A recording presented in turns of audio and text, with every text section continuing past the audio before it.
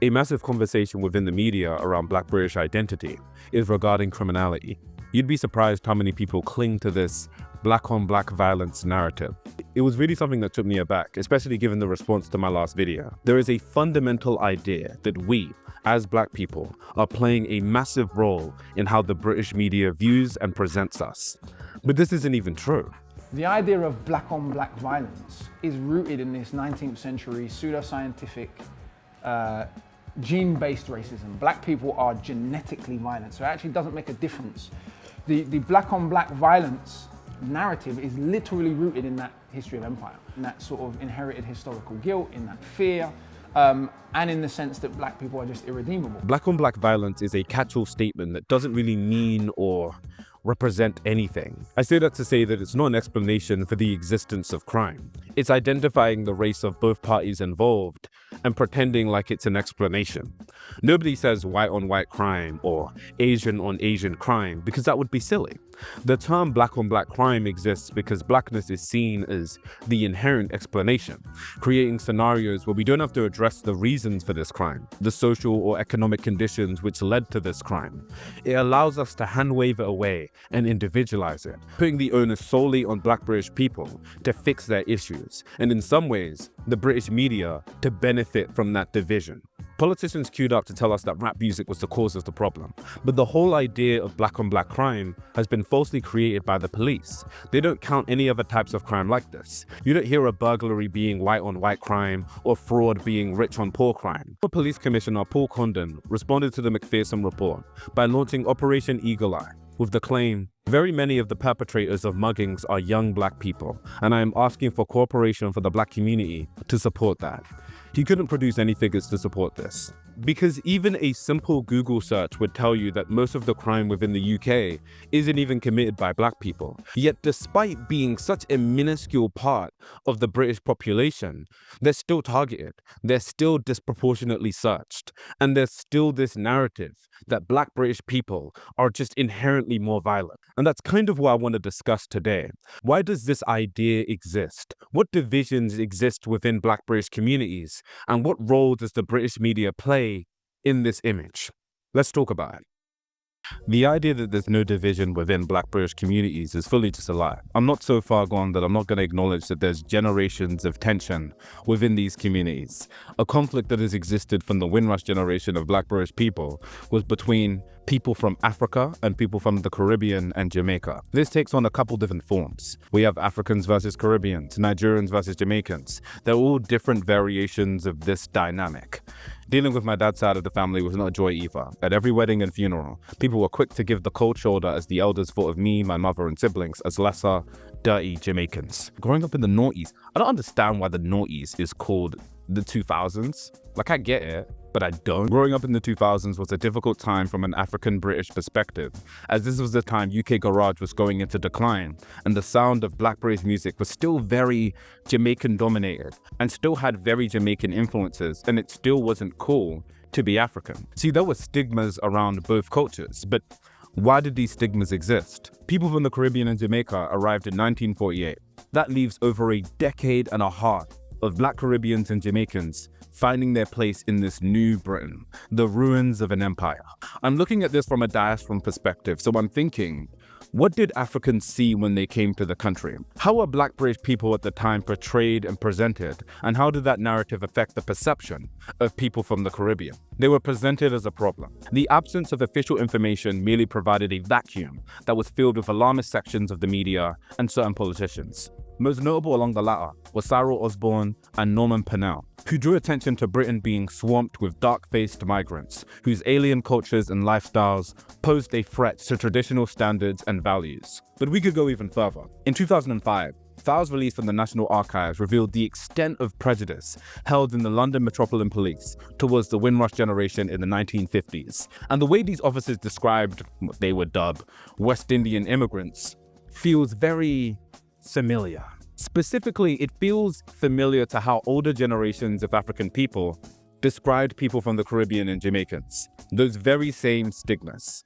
Officers in up to 20 of the London boroughs submitted reports describing the immigrants as unemployable, owing to their uncouth behavior and arrogant, unholy, civilized manner. Other references describe them as dirty and lazy and cunning, unprincipled crooks living on women and their wits.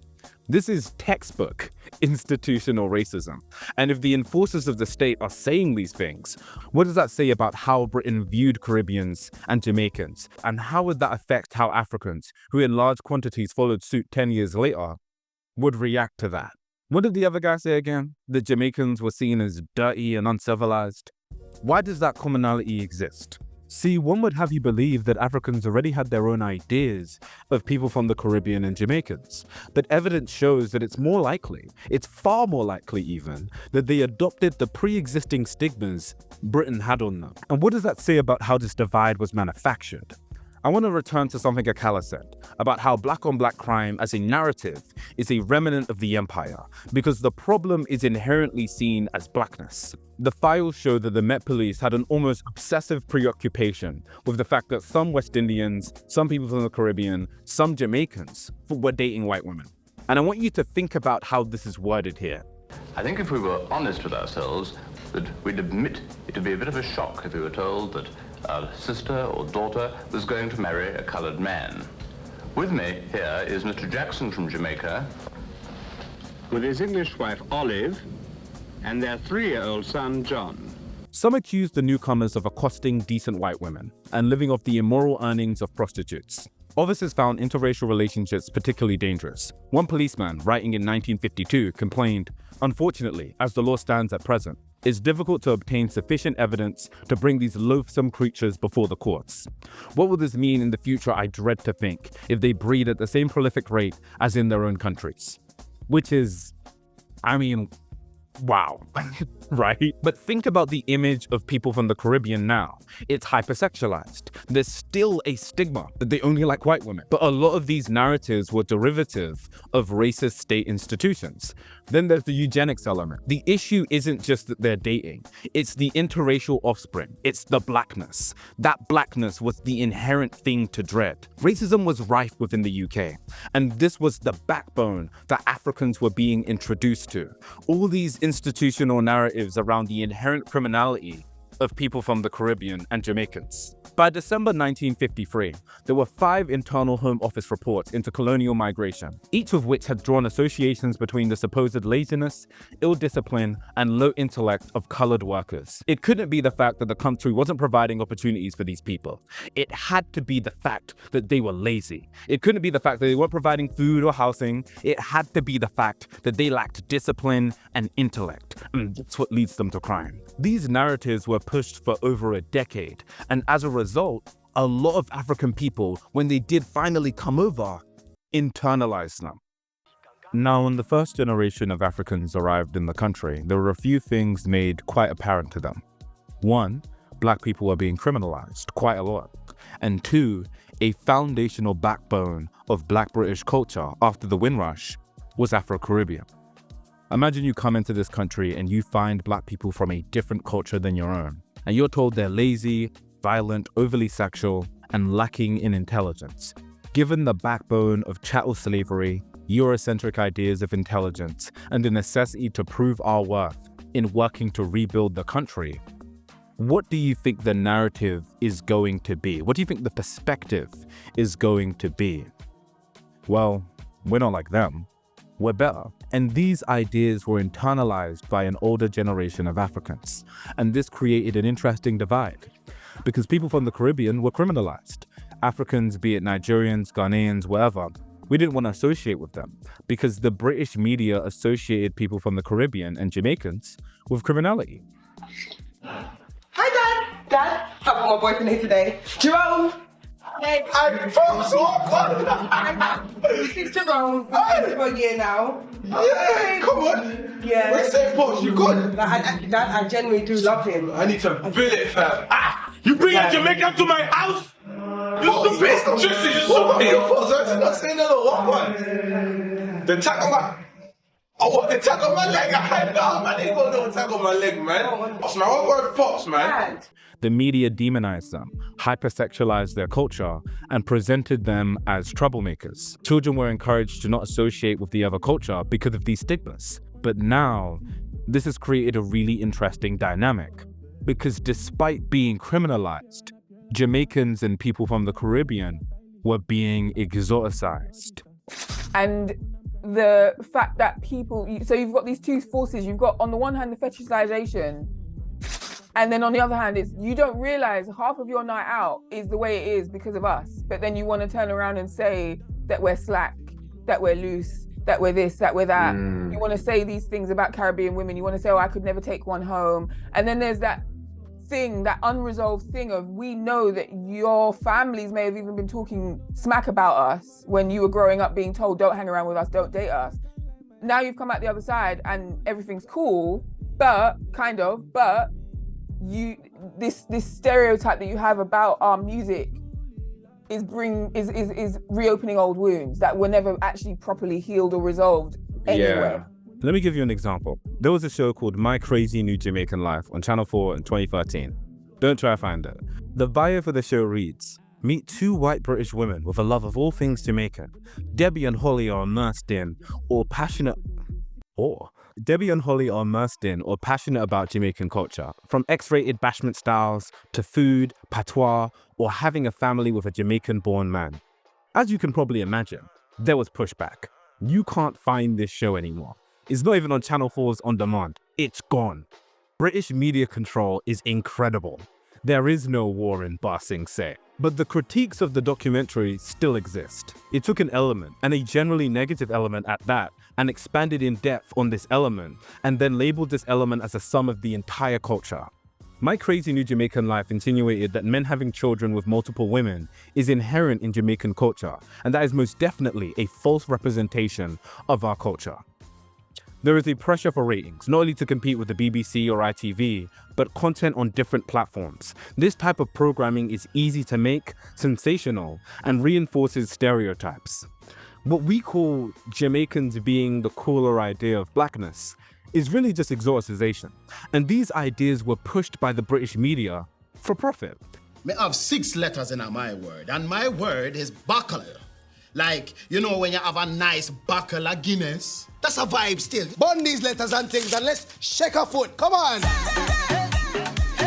Do you realize that Caribbean cultures are conservative? In fact, they are as conservative as African culture. There's almost no difference.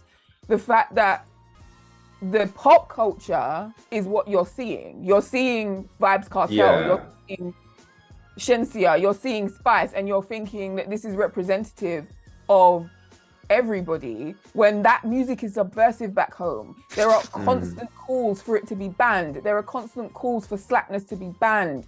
It's constant, you know, if you think about the Caribbean equivalent of those people who brought in the explicit content parental advisory stickers in the 80s in America, you have these lobbies that exist in the Caribbean. It is a highly conservative region. Not because they were necessarily preferred over the Africans that came over, but because of their vague familiarity with British culture and how black masculinity grew to be tied to criminality. So Jamaicans and people from the Caribbean grew to represent black British masculinity, not necessarily because they were there longer, but because the British media had heavily tied them to criminality. Now, when West African cultures distanced themselves from that, when they went, well, we don't really want to be seen that way, or our children for that matter, being African wasn't cool. Meanwhile, being African became the uncool version of being black. The stereotype was always comedy accents and bulging-eyed intensity. Growing up, I had a first-hand experience of African, Ghanaian, culture in my home life. And I'd only ever seen Africanness reflected back to me from the world beyond as a source of humor.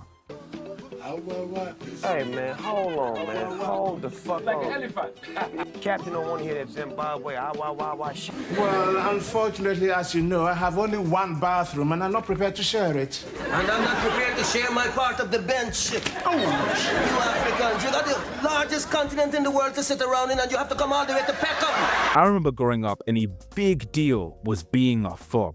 For those who don't know, fob basically meant fresh off the boat. You're a fob fam.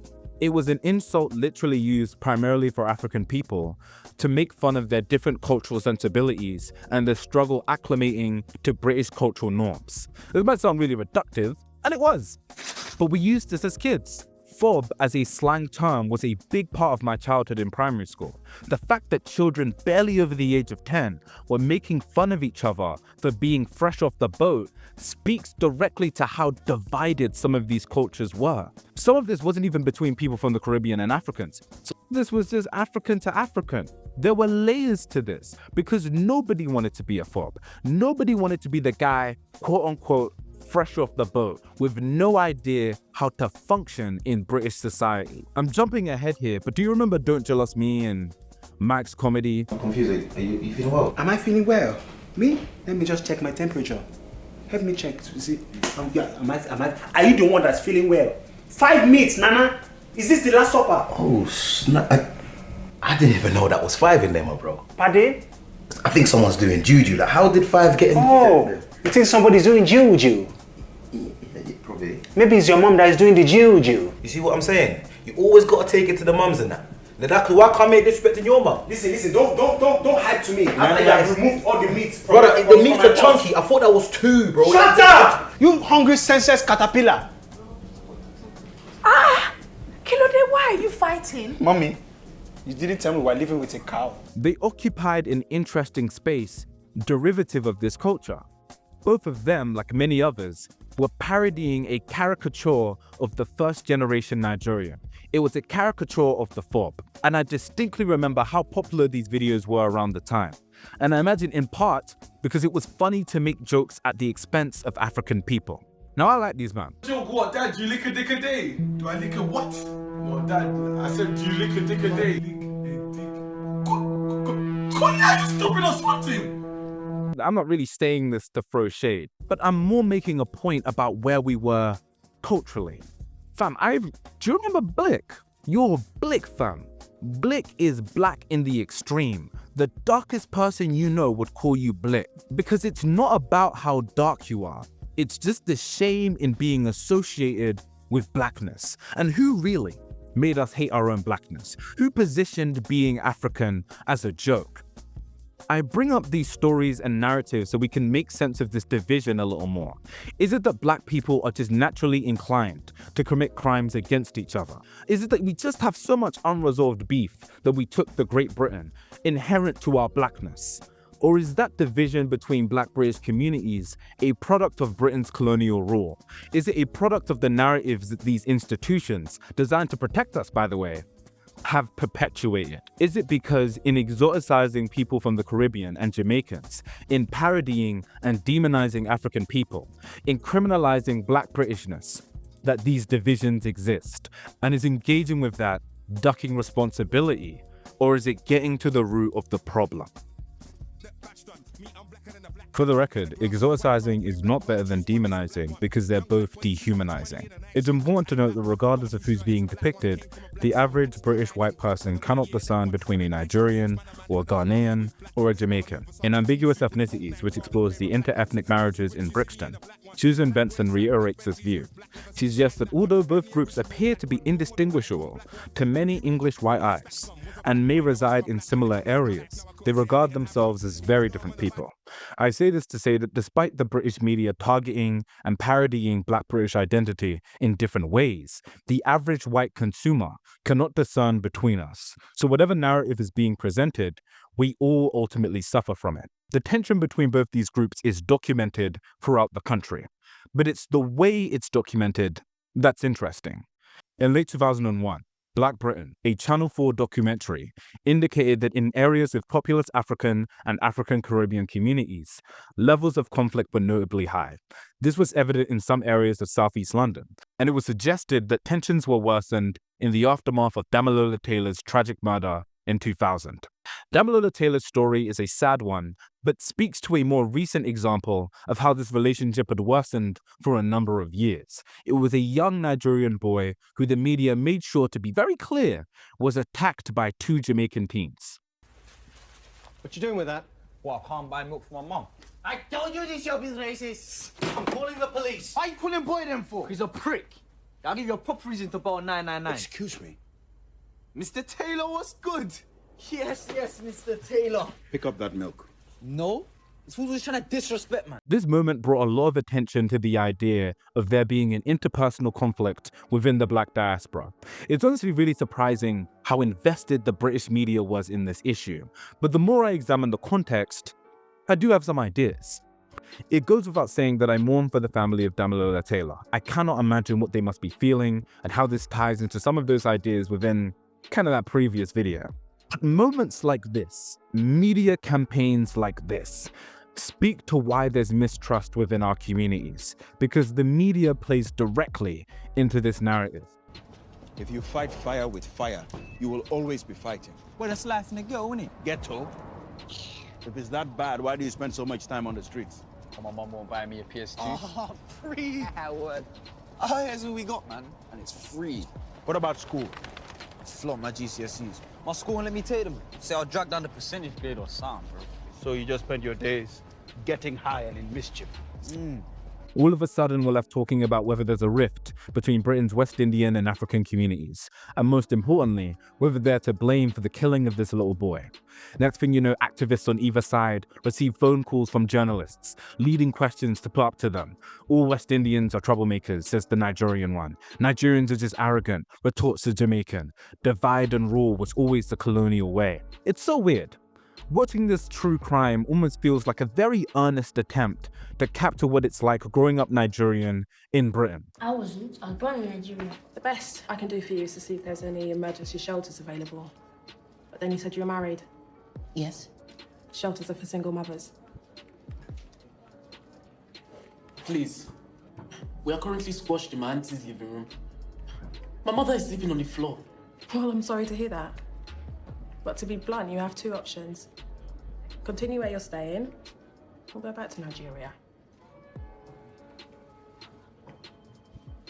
But the context is obviously this kind of true crime film. It even has some commentary on the climate, how it feels to be a first-generation Nigerian trying to find a place within the UK. It's almost glorifying what happened and basking in the entertainment of it. It almost kind of reminds me of something Aramaguda said about how the media responds to tragedy. Like this isn't exciting enough.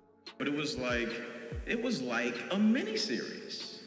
And I'm watching this footage, and I'm watching people jumping to their deaths.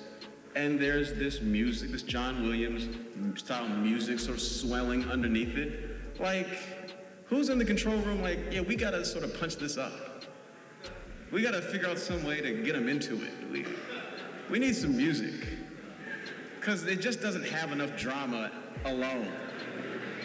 It's interesting this is what gets the attention. Even in a modern context, there's still news outlets echoing these sentiments. They're thugs. But thanks to the help of the police and the Justice Department, everything is okay now. It's a very interesting narrative to have played for the public. Bro, you should have said, man.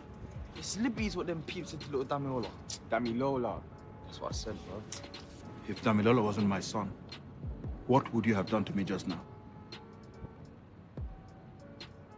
You think you are men, but you're just small boys. Go home. There's a moment that mirrors the beginning of the film towards the end, where a set of very clear Jamaican-coded black boys are presented as thugs. They don't even know how to say Damilola, so the cultural divide has been made very clear. The Yardie narrative within the UK is one that hasn't stopped. Because make no mistake, people from the Caribbean are not exoticized because they are favored, and the country will take every opportunity to criminalize them.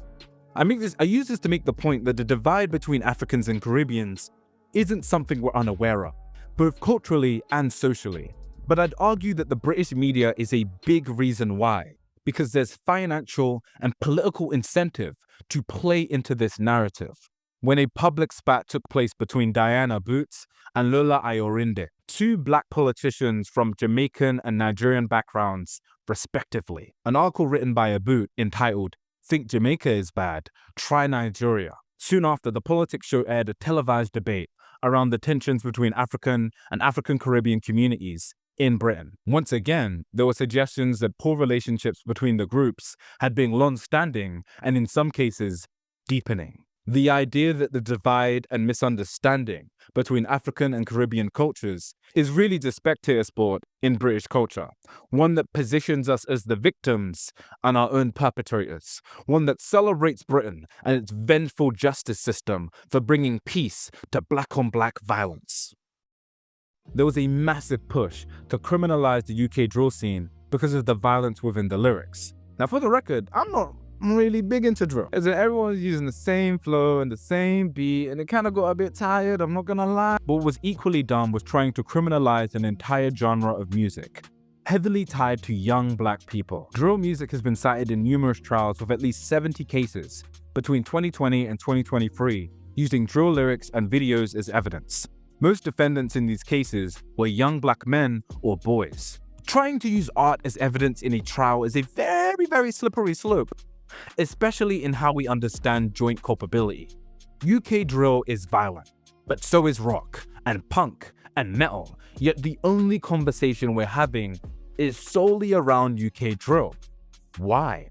We should be seriously concerned about what's happening in our courtrooms. The high number of black defendants indicates a targeting of rap music because we aren't seeing it in other genres of music. And that's the really interesting part. If black British people don't even commit most of the crime in the country, if violent British music has existed for generations, if Britain feels comfortable making light of its horrible history of violence and colonialism, why is this where we draw the line? Why does this get the most attention within the British media? This is the narrative that the media has painted. Now, this isn't to say that we don't have actual cultural differences, but the generalizations we make about different cultures are often a result of our ignorance or media propaganda. There was a clear and concentrated effort throughout British history to present and portray people of the Caribbean as reckless, uneducated, and violent, and sadly, a lot of older generation African people did buy into these narratives. Some people from the Caribbean and Jamaica took pride in this exoticization, but being exoticized isn't the same as being loved. I had a Jamaican friend back in uni who once told me about this. He was a very high energy guy, hype man, this, that, all that. And one day he just told me, sometimes I wish people would just treat me like a human being. Now, this is really weird to me because I'm Nigerian. I'm like, everyone loves you. They love your energy, they love what you bring. But it was with time that I grew to understand what he meant. That even in being exoticized, he wasn't being treated like a real person. Meanwhile, Africans were treated as a joke in a different sense. They were demonized, colorism was really big, and they were the butt of every joke around black identity. This even went beyond the UK. But the key thing is, both cultures are criminalized. One of the things I've always admired about Black Britain is how much the culture is dictated by music.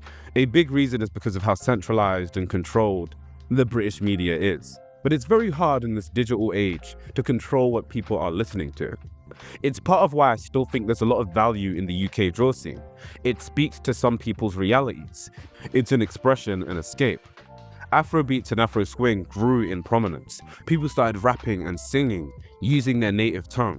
There's a surprising number of studies that communicate a very similar sentiment, that this division decreases in prominence with each generation. Part of it is it just took some time for the African community to establish itself, because we're now at a point where you have a generation of people who are having their own children. So you've kind of got that first generation of, I guess, generations are all grown up and have been for a while. So there's always going to be that tension of a new group of people not quite conceptualizing what happened before and kind of just walking into something and possibly taking the structures around them for granted. So it depended on the people themselves. And I think that's just evening out a lot more as well. I think a lot of the extreme xenophobes on either end are probably becoming more of a thing of the past. They're fizzling out, yeah. They're fizzling out and they're less relevant. People are more likely to sort of talk them down if they do try to speak. It was a shock to the system to view how times had changed. The same Jamaicans I grew up with who would adamantly deny their Africanness and claim their Indian, Welsh and Irish ancestries were now doing the Azonta. In nightclubs, previous generations of Black Brits were overwhelmingly Caribbean. My generation is 50-50 Caribbean and West African. When I was really young, we used to make fun of West African kids badly. That's not acceptable anymore. You see a new self-confidence. West African kids are no longer pretending they're Jamaican. The biggest rappers in the country are of West African origin. So from a Pan-Africanist perspective, our generation is also that of reconciliation between West Africans and Caribbeans, forming a Black British identity rooted in the experiences of the Caribbean and West Africa. New Nation had a different perspective on it. New Nation was a weekly newspaper published in the UK for the Black British community. It was sadly discontinued in 2016, but their work was very community-driven, choosing to run stories that several UK newspapers would choose not to run. When New Nation went to Peckham last week, one of the questions we asked was whether the kids there thought that this was an African/West Indian issue. Not a single one of them did. They didn't have the time for theories of new racism. They simply said it was about kids with knives who are not afraid to use them. So while older people with a completely different agenda attempt to invent conflict where there is none, perhaps we would be wiser listening to those who really know what's going on in the streets. The divide that exists within the UK between Black people is mostly a construct of the media. It has propagated narratives around our division for decades, and in some ways, we do perpetuate it. But not because it is inherent to our Black identity, but because it's what Britain taught us to do. To have prejudice to fellow Black people. But with every generation, I see us grow and evolve in our music, our art, and our media. And it reminds me that these narratives are just that. And I'm not really interested in telling that story. I'm not interested in perpetuating the fear-ridden narratives of Black-on-Black crime. That's the story they told us. That's the story of their fear.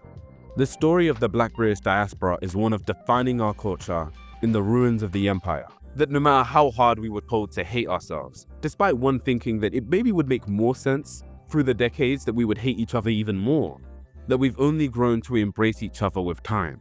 And that's a beautiful story, and one that I'm really proud to be a part of. One, I'm glad that you made it to the end of the video. If you did and you want to prove to me that you watched the entire thing, leave a comment saying life points if you made it this far. Two, this was a very fun but hard video to make. A big reason is British media control. It's not as easy to find things in this country, especially things that you know you saw, but you can't show people because it's been hidden. First of all, if you want to support the channel and you want to support this kind of content, please support the Patreon.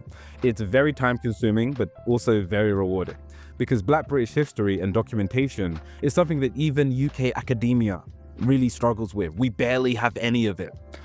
I'm also hyper aware that I'm one of the more prolific Black British YouTubers, and I want to take this opportunity to also highlight more people in this space. One I'm sure you already know is Hyphenated History. They, to me, have just completely changed the game in terms of what we do and what we can cover on YouTube. If you like the video, I am nowhere near as talented or on the level of her, and I encourage you to subscribe to them if you want to learn more. There's also Ure Orukoga, who does a really good job documenting the history of music in the UK. I've got my limits, man. I don't know the technical terms for everything. I just grew up around the music and liked what I liked. I had a whole section dedicated to Backchat London and the damage they did to Black British discourse that I cut out because Town of Taiwan already made a video about it. They've even got stuff about Black neurodivergence in the UK. It's really cool. I really want to platform this. I'm getting very close to 100K, and take it from me, this space is very isolating. Link below this video, there'll be a list of Black British YouTubers you can follow and subscribe to right now, whether it's on YouTube, whether it's off YouTube, wherever. So if this video interested you, you can learn more from these different perspectives and understand the world around you. Whether you're from London, the UK, or across the sea, Black solidarity, above everything, is understanding others, not just yourself. Last thing, I'm also doing contract work, so if anyone wants me to help with research, editing their videos, or writing scripts, you can contact me. I'll leave a link in the description to that too. Anything and everything helps. Thank you guys so much for your time.